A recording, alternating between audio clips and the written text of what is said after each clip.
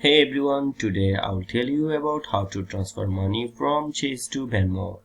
It's very easy to do. Just follow the steps what I will say. First, link your bank account to Venmo. Open the Venmo app and log into your account. Tap on the three-dot icon to open the menu. Select settings and then tap on payment methods. Choose add bank or card and select bank. You can either log into your bank account directly through the app or enter your bank details manually. Now, once your bank account is linked, go back to the main screen.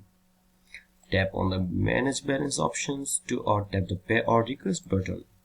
Select Add Funds or Transfer to Venmo Balance. Enter the amount you want to transfer and confirm the transaction. Be aware of any fees associated with transferring money from Chase to Venmo and be mindful to any transaction limits.